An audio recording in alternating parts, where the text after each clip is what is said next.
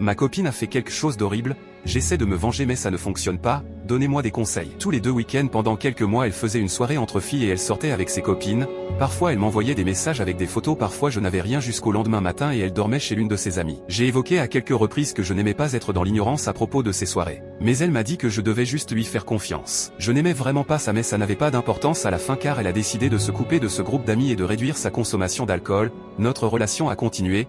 Chaque fois que je posais des questions sur ses amis, elle disait que les soirées entre filles n'étaient pas justes pour moi et elle voulait passer du temps à se concentrer sur nous et d'ONCC week-ends se sont transformés en soirées jeux de société, soirées cinéma, etc. Avance rapide de 3 ans à il y a environ un mois. Ma copine et moi buvions pour la première fois depuis des lustres et je l'encourageais à faire des photos avec moi parce que j'ai toujours pensé qu'elle était mignonne quand elle était éméchée, mais au lieu de cela, elle avait juste l'air triste et après un moment, elle a fondu en larmes. Il a fallu un long moment de consolation pour qu'elle dise qu'elle voulait parler à sa sœur et si je pouvais lui resservir un verre. Honnêtement, je n'avais aucune idée de quoi il s'agissait. J'ai pensé à un drame familial jusqu'à ce qu'elle revienne et me dise la vérité car apparemment ça la rongeait de l'intérieur depuis 3 ans. Lors de sa dernière soirée entre filles, elle m'avait trompé. Elle m'a supplié de lui pardonner et quand je lui ai demandé ce qu'elle voulait dire par tromper, elle m'a supplié de ne pas demander de détails car cela aggraverait les choses. Mon cœur était brisé alors parce qu'en entendant cela, il était clair que ce n'était probablement pas qu'un bisou. Je lui ai dit que c'était stupide de se confesser à moitié puis de s'attendre à ce que je lui pardonne et elle était juste inconsolable à ce moment-là, donc après environ 10 minutes à essayer de lui faire avouer ce qu'elle avait fait, elle m'a refusé tout détail. Je lui ai dit que si tu ne me dis pas ce que tu as fait maintenant, je sors par la porte et tu ne me reverras plus jamais. Ce qui l'a fait paniquer si fort que j'avais peur que la police soit appelée alors j'ai commencé à me diriger vers la porte où elle m'a arrêté.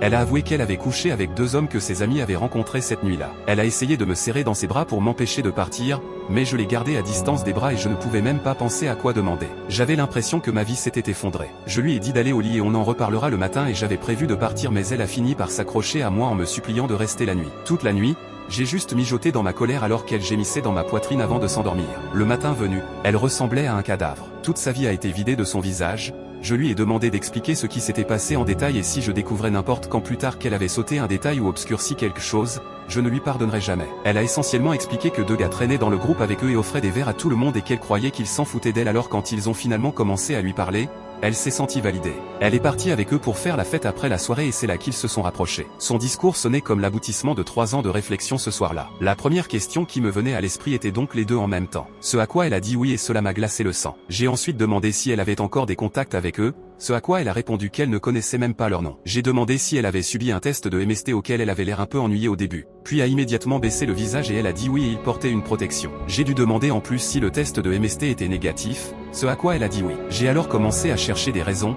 Étiez-vous drogué? Est-ce qu'ils t'ont forcé? Est-ce qu'ils te menaçaient? Tous des noms. J'ai alors demandé pourquoi. Elle n'a aucune idée de pourquoi.